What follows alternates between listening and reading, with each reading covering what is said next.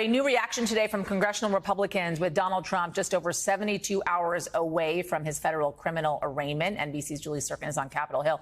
So we've been watching Capitol Hill pretty closely, Julie, amidst all of this, and especially the Republican reaction to the former president's indictment.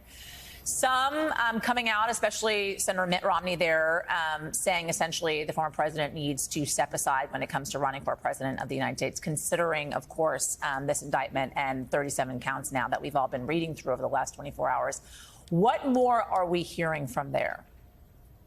Well, look, the list of Republicans in Mitt Romney's corner joining what Senator Mitt Romney is saying is very small. In fact, this morning we heard from Senator Mike Rounds, who's been critical of the former president before. He released a statement sort of towing the line, really. If you could put it up on the screen here, we can read a portion of it for you. But he said, quote, "It is unacceptable that sensitive information which could undermine our national strategy and security has been treated so carelessly by current and former members of the executive branch." At the same time, though, Rounds says that the burden of proof here is on the DOJ. He says this is what this indictment could mean for years to come at a time when Americans are already distrusting of institutions. He raises that concern there. But all in all, we are not seeing this level of Republicans joining Mitt Romney as we have in the past, perhaps. Instead, this is more closely resembling what we saw after the former president's first indictment several weeks ago. Here's what Speaker McCarthy had to say this morning on the flip side in a pre-taped video he posted on Twitter, really standing with Republicans that are in the former president's corner here. Watch.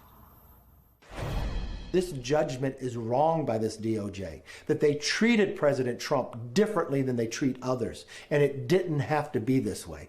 This is going to disrupt this nation because it goes to the core of equal justice for all, which is not being seen today.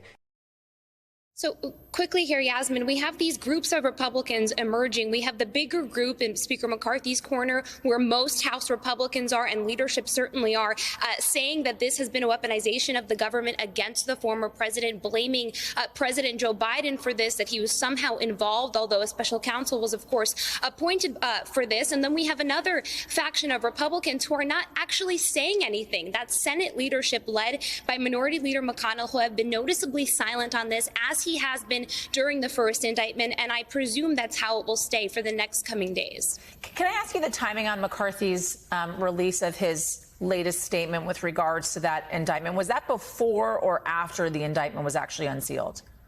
So that video was actually appeared to be pre-filmed, and McCarthy had shared a part of that video through a Fox News digital article before the indictment was unsealed. He then posted that video that you saw on your screen this morning to his Twitter account, but it all appeared pre-recorded, Yasmin. And again, he actually joined in what Chairman Jordan had to say of the Weaponization Committee in sending that letter to Attorney General Merrick Garland, saying that it's on the Merrick Garland, on the Attorney General, to prove to Americans and explain why they took these steps. Merrick Garland has not, of course, replied to that letter, but it is very interesting. You're right, the timing of that video and when it was filmed.